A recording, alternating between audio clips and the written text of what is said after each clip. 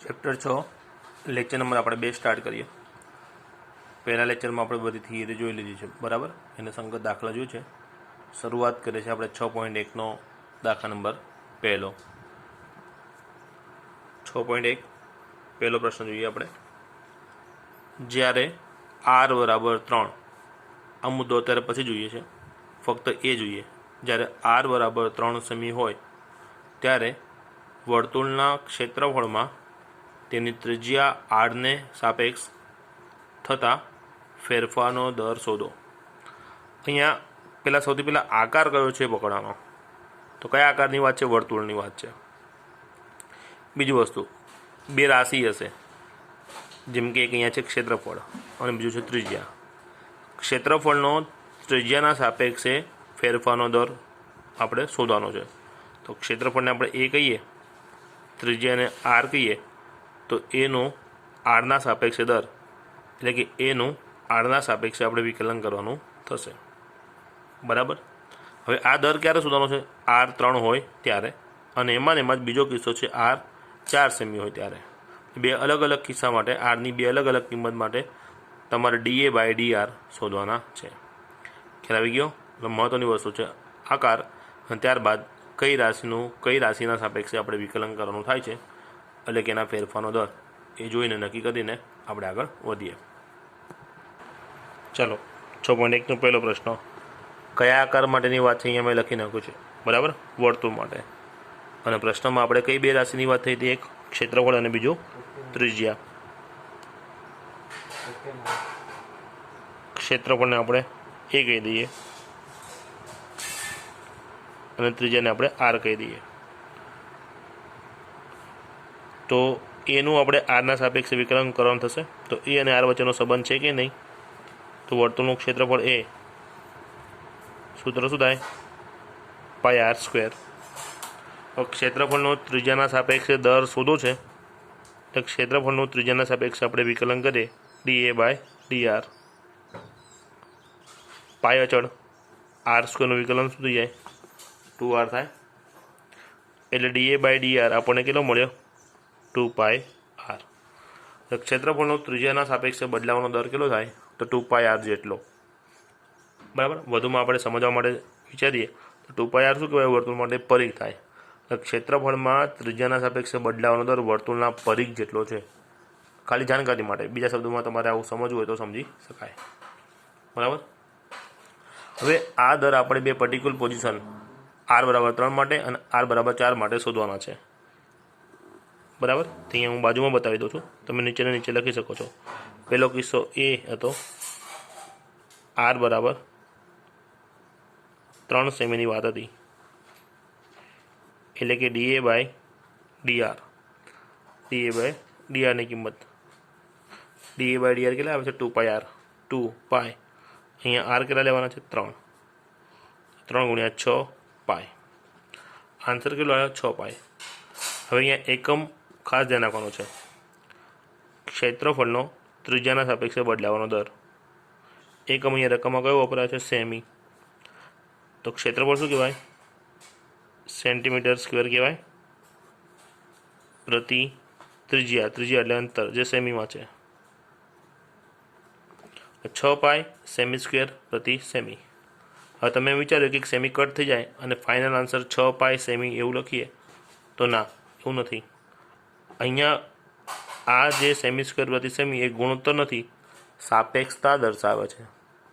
સાપેક્ષતાનો અર્થ કે આરના સાપેક્ષે એ, એટલે r એટલે કે ત્રિજ્યા જ્યારે સેમી એટલે કે 1 સેમી બદલાય છે, ત્યારે ક્ષેત્રફળ 6π સેમી² બદલાય છે। આનો અર્થ આવો થાય।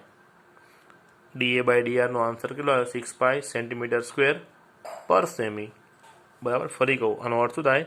જ્યારે r બદલાય છે ત્યારે એ બદલાય છે, તો r જ્યારે 1 સેમી બદલાય છે ત્યારે એ 6π સેન્ટીમીટર² બદલાય છે। આનો અર્થ આવો થાય, ક્લિયર? પછી બીજો કિસ્સો આમાં r બરાબર 4 છે, ફરક કશું નથી, ગણિત નવું કોઈ નહીં, ખાલી 3 જગ્યાએ આપણે 4 મૂકી દઈશું। તો dA/dr 2π, r જગ્યાએ 4 મૂકી દઈએ, અહીંયા આન્સર કેટલો થઈ ગયો? 8π થઈ ગયો। ક્ષેત્રફળ પ્રતિ त्रिज्या सेंटीमीटर स्क्वेर प्रति सेमी। क्लियर। तो एक्ઝેક્ટ आनी आज वस्तु उदाहरण नंबर 1 है। जो 5 सेमी त्रिज्यावाळा वर्तुळना क्षेत्रफळमां त्रिज्याना सापेक्षे फेरफारनो दर એટલે ક્ષેત્રફળનો ત્રિજ્યાના સાપેક્ષે દર આકાર કયો છે વર્તુળ ક્ષેત્રફળનો ત્રિજ્યાના સાપેક્ષે દર તો 2πr આવ્યો। અહીં આપણે r ની કિંમત 3 અને 4 મૂકી જ્યારે આ પ્રશ્નમાં r ની કિંમત કેટલી મૂકવાની છે 5 તો તમે અહીંયા 5 મૂકશો એટલે કેટલા થઈ જશે 10 પાઈ સેન્ટીમીટર સ્ક્વેર પર સેમી જે 10 પાઈ આન્સર છે આવડશે એટલે તમારે ઉદાહરણ એક 100 પ્રયત્ને ગણવાનું છે બરાબર। અને સાથે ને સાથે આ 6.1 નો 17મો પ્રશ્ન છે એ જોઈ લઈએ એ પણ એક્ઝેક્ટ એની જ વસ્તુ છે ખાલી ત્રિજ્યા કેટલી આપી છે 6 જો આગળ રકમમાં ત્રિજ્યા 6 સેમી હોય ત્યારે વર્તુળના ક્ષેત્રફળમાં ત્રિજ્યાના સાપેક્ષે થતા ફેરફારનો દર ક્ષેત્રફળનો ત્રિજ્યાના સાપેક્ષે એટલે dA/dr આપણે શોધ્યો જે કેટલો હોય તો 2πr r6 મૂકી દઈશું તો આન્સર કેટલો થઈ જશે 12 પાઈ બરાબર। એટલે આ પણ આવડે હવે નવું કશું નથી ખાલી પ્રશ્ન એકને એક જ ગણાય r ની કિંમત 3 મૂકી આપણે પહેલા પ્રશ્નમાં 3 મૂકી 4 મૂકી ઉદાહરણ 1 માં 3 4 જગ્યાએ 5 મૂકવાનું છે અને 17મા પ્રશ્નમાં r ની કિંમત 6 મૂકવાની છે ટૂંકમાં 3 4 5 6 લાઇનસર બધી કિંમત મૂકો અને 6 પાઈ 8 પાઈ 10 પાઈ 12 પાઈ આ બધા જવાબ થઈ ગયા એકનો એક જ પ્રશ્ન કહેવાય નવો કંઈ ના કહેવાય બરાબર છે। તો 17મો પ્રશ્ન પણ તમારે કરી નાખવાનો। હવે આપણે 9મો પ્રશ્ન જોઈએ। એક ગોળાકાર ફુગ્ગાની ત્રિજ્યા ચલિત છે ચલિત એટલે બદલાયા કરે છે અને તે ફુગ્ગો ગોળાકાર જ રહે છે એટલે ફુગ્ગો ત્રિજ્યા ચલિત છે એટલે ત્રિજ્યા બદલાયા કરે છે બરાબર। જ્યારે ફુગ્ગો જેમ જેમ મોટો થતો હોય બરાબર એ દરેક સમયે ફુગ્ગો ગોળ આકાર જ રહે છે એવું આપણે માની લેવાનું છે એવું રકમમાં આપણને કીધું છે। તો જ્યારે તેની ત્રિજ્યા 10 સેમી હોય ત્યારે ઘનફળમાં ત્રિજ્યાના સાપેક્ષે બદલાવાનો દર શોધો। આગળના દાખલામાં આપણે જોયું એ ક્ષેત્રફળનો ત્રિજ્યાના સાપેક્ષે હતો અહીંયા ઘનફળનો ત્રિજ્યાના સાપેક્ષે દર છે બરાબર। કોઈ ફેરફાર થયો નથી એનું આના સાપેક્ષે વિકલન કર્યું એ જ પ્રમાણે અહીંયા ઘનફળ એટલે વીનું ત્રિજ્યાના સાપેક્ષે વિકલન કરીશું। ઘનફળ એટલે 3 ડાયમેન્શનલ ફિગર થઈ ગઈ 3 ડાયમેન્શનવાળી આકૃતિ 3D ફિગર થઈ ગઈ આકાર ગોળ જ છે પણ ફુગ્ગો એટલે દડો થઈ ગયો એટલે ગોલકની વાત કરીશું ગોલકનું ઘનફળ જે આપણે જોયું હતું 4/3πr³ બરાબર। ચલો ગણીએ ચલો ગોળાકાર ફુગ્ગા માટે એટલે કે જેને આપણે ગોલક કહીશું અહીંયા કઈ બે રાશિની વાત હતી એક ત્રિજ્યા અને એક ઘનફળ તો ત્રિજ્યાને આપણે r કહી દઈએ ઘનફળને આપણે v કહી દઈએ। તો હવે v નો r ના સાપેક્ષે દર આપણે શોધવાનો છે તો સૌથી પહેલા v અને r નો સંબંધ આપણે પ્રસ્થાપિત કરીએ તો v અને r નો સંબંધ છે તો હા ઘનફળ ગોળાનું ઘનફળ એટલે કે ગોલકનું ઘનફળ સૂત્ર કેટલું થાય 4/3πr³। તમને ખ્યાલ આવ્યો ને આગળના સૂત્રો મેં પહેલા લેક્ચરમાં શા માટે બતાવ્યા બરાબર એ બધા સૂત્રો એટલા માટે રિમાઇન્ડ કરાયા કે દરેક સૂત્રનો અહીંયા વારાફરતી ગમે ત્યાં ઉપયોગ આવવાનો છે એટલા માટે બરાબર। ચાલો હવે આ વીનું આરના સાપેક્ષે આપણે વિકલન કરીએ 4/3 અને પાઈ તો અચળ છે r³ નું વિકલન કેટલું થઈ જાય 3r²। 3 3 કેન્સલ વિકલન કેટલું થઈ ગયું 4πr²। ક્લિયર। હવે વર્તુળમાં આપણે ક્ષેત્રફળનું વિકલન કર્યું ને તો કેટલું આવ્યું 2πr આવ્યું। હવે વર્તુળ માટે 2πr શું કહેવાય પરિઘ કહેવાય એટલે ક્ષેત્રફળના બદલાવાનો દર બીજા શબ્દોમાં કેવો હોય તો આપણે એવું કીધું હતું કે પરિઘ જેટલો હોય વર્તુળના ક્ષેત્રફળમાં ત્રિજ્યાના સાપેક્ષે બદલાવાનો દર કેટલો થાય તો પરિઘ જેટલો। તો એ જ પ્રમાણે ગોલક માટે શું થયું કદમાં તો કે ગોલકના કદનો એટલે કે વીનો ત્રિજ્યાના સાપેક્ષે બદલાવાનો દર કેટલો થયો 4πr² જેટલો અને ગોલક માટે 4πr² શેનું સૂત્ર છે એના પૃષ્ઠફળનું સૂત્ર છે પૃષ્ઠફળનું એટલે કે વક્ર સપાટીનું જે ક્ષેત્રફળ કહેવાય એના જેટલું છે એટલે બીજા શબ્દોમાં આપણે કેવું હોય તો એવું પણ કહી શકીએ કે ઘનફળનો ત્રિજ્યાના સાપેક્ષે બદલાવાનો દર તેના પૃષ્ઠફળ જેટલો છે। ખાલી આ શાબ્દિક માહિતી છે સમજવા માટે બરાબર।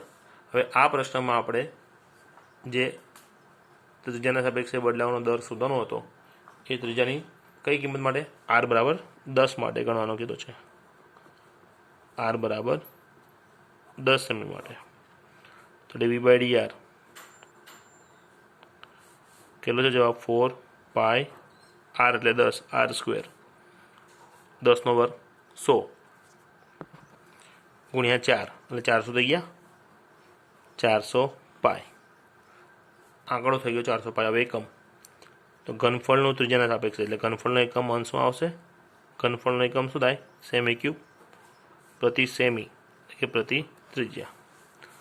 બરાબર, એટલે કે ત્રિજ્યા 1 સેમી બદલાય છે ત્યારે ગોલકનું કદ 400 પાય સેમી ક્યુબના દરે બદલાય છે.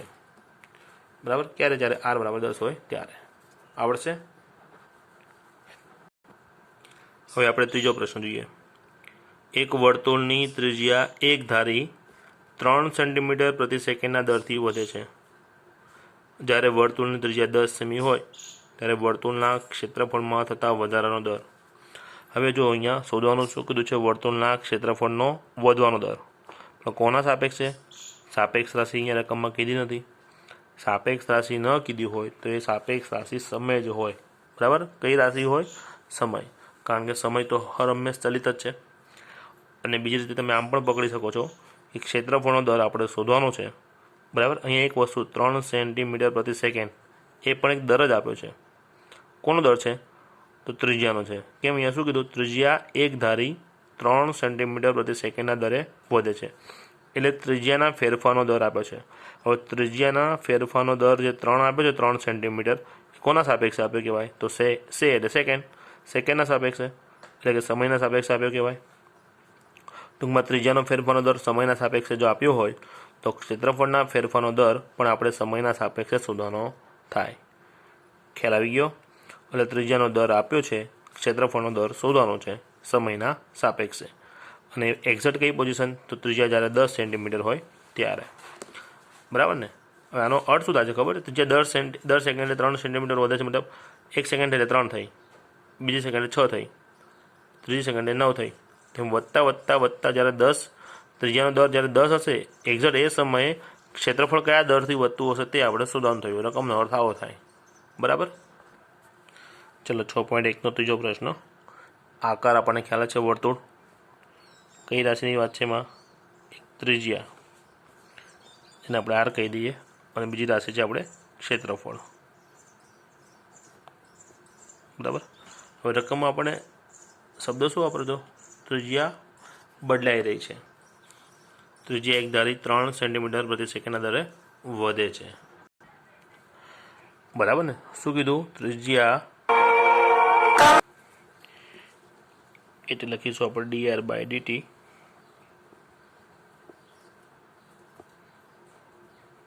ત્રણ સેમી પ્રતિ સેકન્ડ.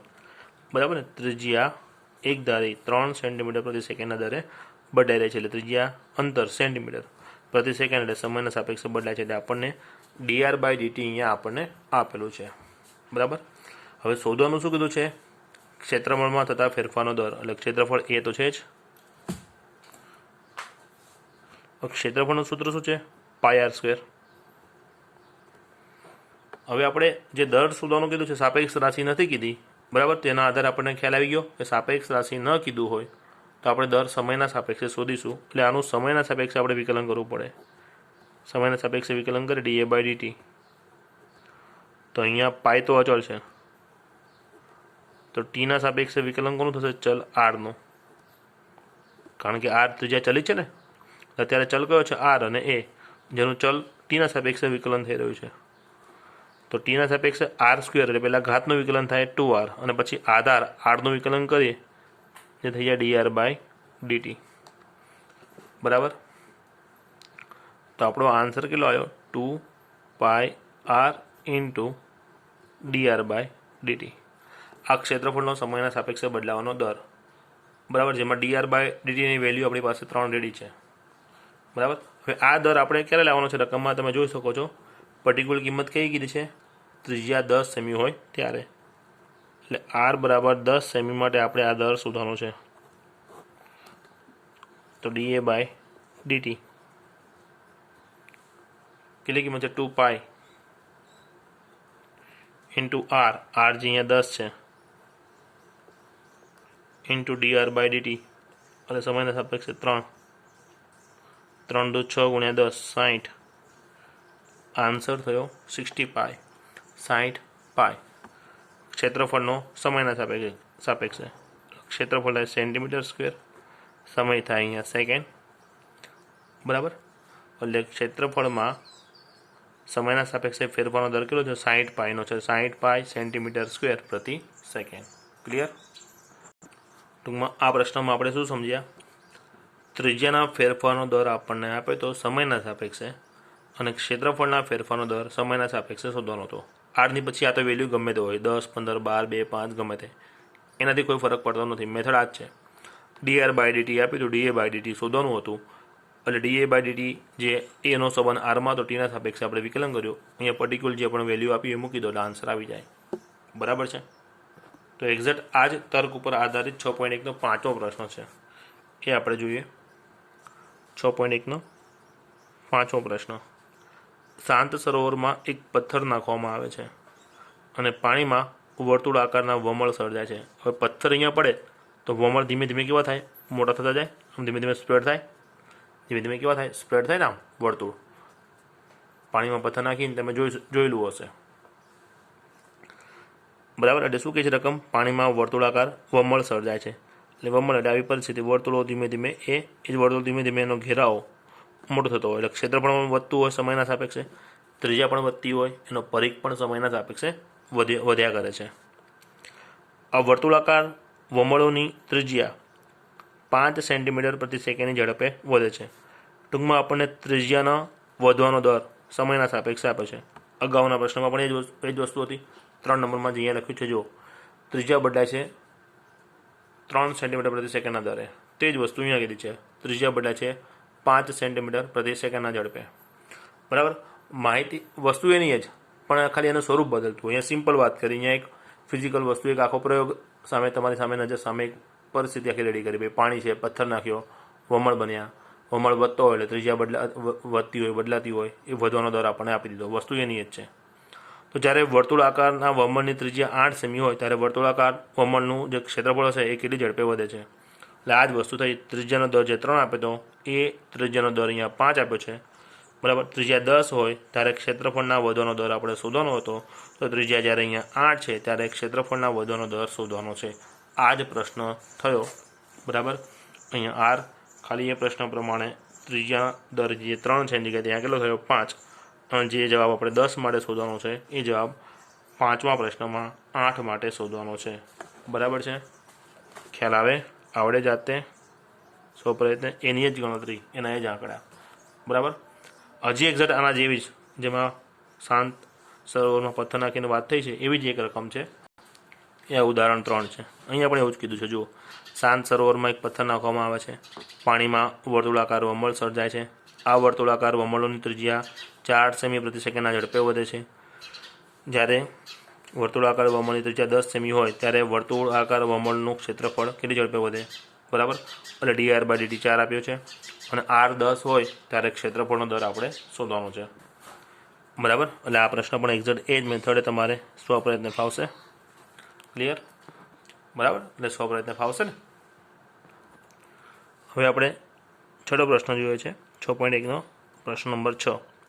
એક વર્તુળની ત્રિજ્યા 0.7 સેન્ટીમીટર પ્રતિ સેકન્ડના દરે વધે છે. એટલે આ શું આપ્યું છે? DR by DT. તો વર્તુળના પરિઘના વધવાનો દર વસ્તુતાના જેવી જ થઈ. અહીંયા પણ ત્રિજ્યાનો દર આપે તો આ પણ ત્રિજ્યાનો દર આપે છે. અહીંયા ક્ષેત્રફળનો દર શોધવાનો હતો, અહીંયા પરિઘનો દર શોધવાનો છે. બરાબર. ચલો, છઠ્ઠો પ્રશ્ન. વર્તુળ માટે કઈ રાશિની વાત છે? એક તો ત્રિજ્યા, જેને આપણે આર કહી દીધું, અને બીજી વસ્તુ શું છે? પરિઘ. પરિઘ કેપિટલ પી દર્શાવો તો પણ ચાલે, એસ દર્શાવો તો પણ ચાલે. બરાબર. આપણે એસ દર્શાવીશું. ચાલો. તથા આપણને અહીંયા ત્રિજ્યાનો દર એટલે કે ડીઆર બાય ડીટી આપ્યો છે. કેટલો આપ્યો છે? 0.7 સેન્ટીમીટર છે પ્રતિ સેકન્ડ. ત્રિજ્યા 0.7 સેન્ટીમીટર પ્રતિ સેકન્ડના દરે બદલાઈ રહી છે. બરાબર. તો પરિઘનો દર આપણે શોધવાનો છે.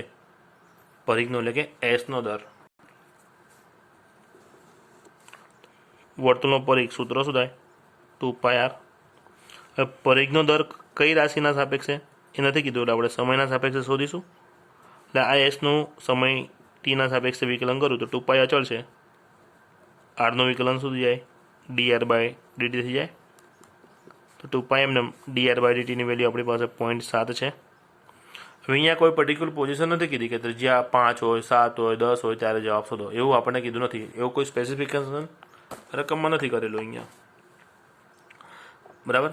જો ત્રિજ્યાનો દર આપે છે 0.7 અને વર્તુળના પરિઘનો વધવાનો દર શોધો. એક્ઝેક્ટ આરની કઈ કિંમત એવી કોઈ વાત નથી કરી. બરાબર છે. એટલે અહીંયા આપણે આરની કોઈ વેલ્યુ મૂકવાની જરૂર નહીં પડે. 2 ગુણ્યા 0.7 એટલે 0.7 ગુણ્યા 2 14 એટલે 1.4 પાઈ થઈ જાય. 1.4 પાઈ. હવે એકમ મૂકીશું. એસ એટલે પરિઘ પ્રતિ સમય, ટી છે પરિઘ એટલે અંતર, તો સેન્ટીમીટર થઈ જાય એકમ, અને સમય પ્રતિ સેકન્ડ થઈ ગયો. આપણે તમારે એકચ્યુઅલમાં દાખલો છે ને આ મેં બાજુમાં ભલે ગણ્યું, તમારે નીચે જ જવા દેવાનું આમને આમાં વ્યવસ્થિત લખીને. હું આવું એટલા માટે કરું છું, જેમ કે હું લંબાવતો જાઉં તો વારા ઘડે પાછો પાનું ફેરવવું પડે, કેમેરામાં થોડું દેખાવામાં પ્રોબ્લેમ થવા મળે, ઉપર નીચેનો ભાગ પાછો બુક મારો ઉપર નીચે કરવી પડે. એટલે એક જ પ્રોજેક્શનમાં તમને બધું વ્યવસ્થિત દેખાય એટલા માટે એવી રીતના બાજુમાં કરતો હોઉં છું. તમારે પ્રોપર જે પ્રમાણે આપણે લખાણ કરતા હોય, બરાબર, ચોપડાના સેન્ટરમાં આવી રીતના વ્યવસ્થિત, બરાબર, એ પ્રમાણે આગળ જવા દેવાનું. બરાબર. હવે આપણે 12મો પ્રશ્ન જોઈએ છે. 6.1નો 12મો પ્રશ્ન. હવાના પરપોટાની ત્રિજ્યા, હવાનો પરપોટો, બરાબર, એની ત્રિજ્યા 1/2 સેન્ટીમીટર પ્રતિ સેકન્ડના દરથી વધે છે. એટલે અહીંયા પણ ડીઆર બાય ડીટી આપ્યો. જ્યારે પરપોટાની ત્રિજ્યા 1 સેમી હોય ત્યારે તેના કદમાં થતા વધારાનો દર, બરાબર છે. હવાનો પરપોટો જેને આપણે ગોળ આકાર જ માનીશું. અહીંયા ત્રિજ્યાનો દર આપ્યો છે, બરાબર, અને કદમાં થતો ફેરફાર એટલે ઘનફળનો દર આપણે શોધવાનો છે. ક્યારે? આર બરાબર 1 હોય ત્યારે.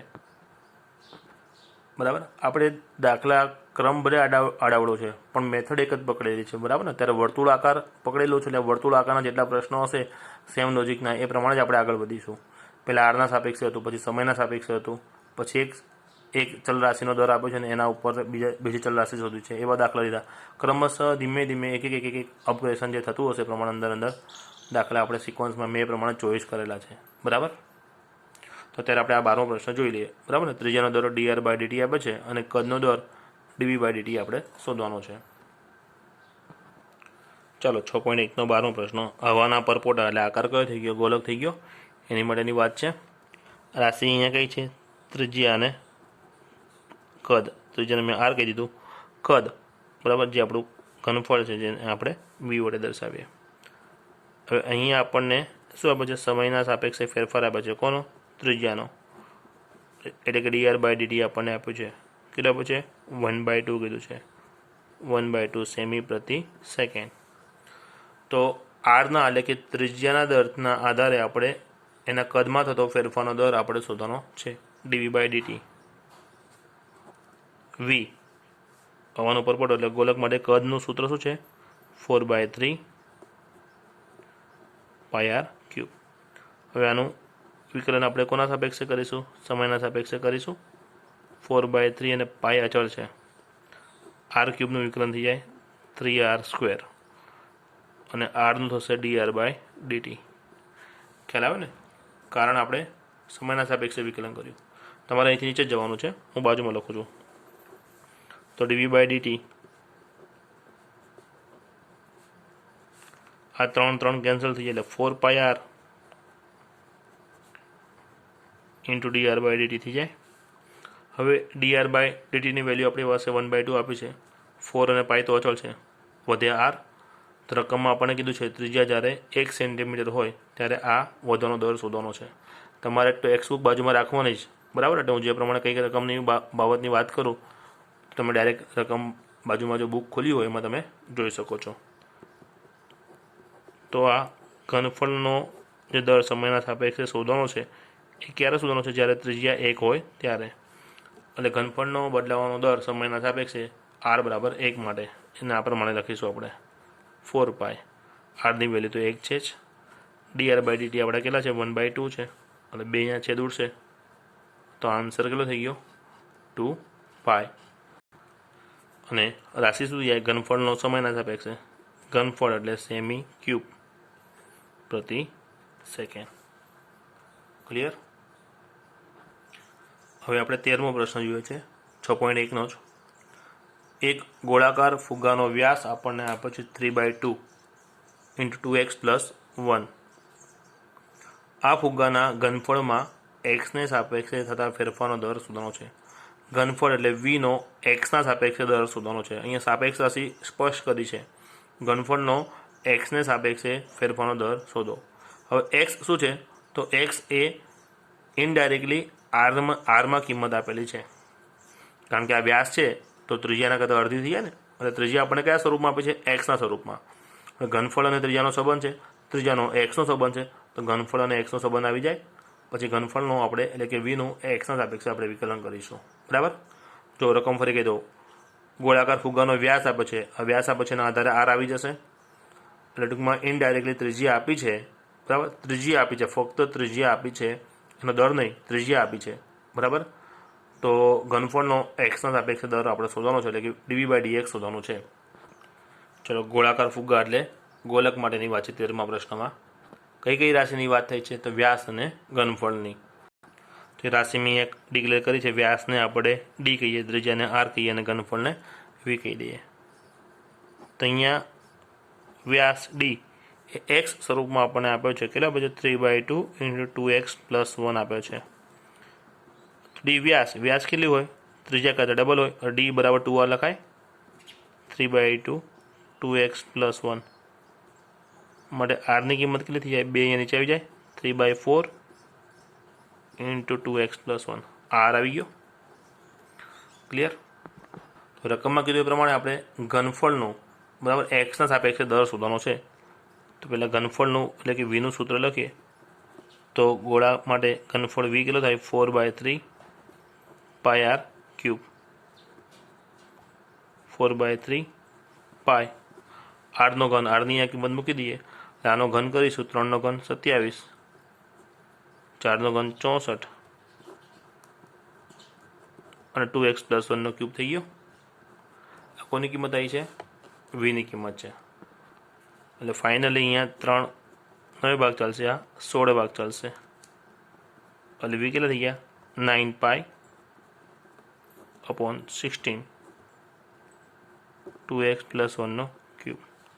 રકમમાં કીધું છે આપણને એ પ્રમાણે વીનું 9π/16 2x+1 ક્યુબ. ઘનફળનો એક્સના સાપેક્ષે દર આપણે શોધવાનો છે. એટલે આનું આપણે વીનું આપણે એક્સના સાપેક્ષે વિકલન કરીએ તો dv/dx 9π/16 એ અચળ કિંમત છે.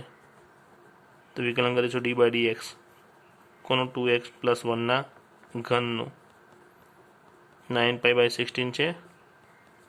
એટલે અહીંયા ઘાતનું વિકલન કરીએ. ઘાત આગળ 1 ઓછી 3 આગળ 2x+1 સ્ક્વેર થઈ ગયો. અને હવે કોનું વિકલન થશે? આધારનું વિકલન થવાનું. dv/dx ઓફ 2x+1 એટલે 9 × 27 અહીંયા કરી નાખવું. 27π/16 2x+1 સ્ક્વેર છે. આ 2x+1 વિકલન થશે એ કેટલું થશે? 2 થવાનું. બરાબર. એટલે 2નો છેદ અહીંયા ઉડશે તો આ થઈ જશે 27π/16ની જગ્યાએ 8 થઈ જશે. 2x+1 whole square. આ આપણો આન્સર થઈ ગયો. હવે રકમમાં કોઈ એકમ નહોતા આપ્યા. બરાબર. ત્રિજ્યા કેટલા સેમી, મીટર, કિલોમીટર કશું આપ્યું નથી. તો પછી જવાબમાં પણ આપણે કોઈ એકમ લખીશું નહીં. આ આપણો આન્સર થઈ ગયો. ઘનફળનો એક્સના સાપેક્ષે બદલાવાનો દર તો કે આટલો. વાત પૂરી. ક્લિયર? પેમ્પલેટમાં અહીંયા વિકલન કર્યા પછી બાજુમાં જે 2x વિકલન થાય ને એ કરવાનું રહી ગયું છે. બરાબર છે? ઓનલી 2 થાય ને? હા, 2xનું વિકલન 2 થાય. મેં ડાયરેક્ટ વિકલન 2 લખી નાખ્યું. એટલે એ 2નો છેદ અહીંયા ઉડશે.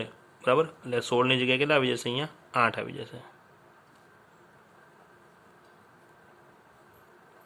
એટલે આન્સર થઈ ગયો 27π/8 2x+1 હોલ સ્ક્વેર.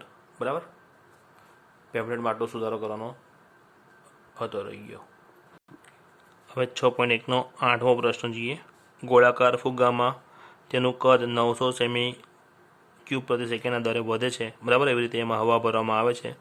જ્યારે ફુગ્ગાની ત્રિજ્યા 15 હોય ત્યારે ત્રિજ્યા વધવાનો દર શોધો. આગળના પ્રશ્નમાં શું હતું? ત્રિજ્યાનો દર આપે તો કદનો દર શોધવાનો હતો, અહીંયા કદનો દર આપ્યો છે અને ત્રિજ્યાનો દર શોધવાનો છે, ફરક કોઈ છે નહીં, બરાબર. આરની કિંમત 15 સેન્ટીમીટર માટે. ચલો, આકાર કયો છે? ગોળાકાર ફુગ્ગા માટે ત્રિજ્યા આર અને કદ મેં વી લખી નાખ્યું છે. અને વધુમાં આપણને કદનો દર dv/dt આપ્યો છે. કેટલો આપ્યો છે? 900 સેન્ટીમીટર ક્યુબ પ્રતિ સેકન્ડ, જે મેં અહીંયા લખી નાખ્યો છે, બરાબર. હવે કદનો દર આપ્યો છે અને ત્રિજ્યાનો દર આપણે શોધવાનો છે, તો કદ અને ત્રિજ્યા વચ્ચેનો સંબંધ હોવો જોઈએ, જે આપણી પાસે છે જ. કદ v બરાબર 4/3 πr ક્યુબ. વીના દરથી આરનો દર લાવવાનો છે, તો વી અને આરનો સંબંધ હોવો જોઈએ, જે છે જ. તો વીનો દર આપણે ટીમાં છે એટલે આનું ટીના સાપેક્ષે વિકલન કરી દઈએ. 4/3 પાઈ એમને આર ક્યુબનું થઈ જાય 3r² અને આરનું થઈ જાય dr/dt. dv/dtની કિંમત આપણી પાસે 900 છે જ, એ 900 અહીંયા મૂકી દીધી. આ 3 અહીંયા કટ થઈ જાય એટલે 4πr² ઇન્ટુ dr/dt આવે. તો આ dr/dt ને આપણે કરતા બનાવો એટલે 4πr² અને નીચે આવી જાય. હવે ત્રિજ્યાનો દર આપણે ક્યારે શોધવાનો કીધો છે? r બરાબર 15 માટે 900 4 પાય અને આરનો વર્ગ એટલે મેં 15 ગુણ્યા 15 કર્યા છે, બરાબર. ચલો, 15 × 90 અહીંયા 60 આવે.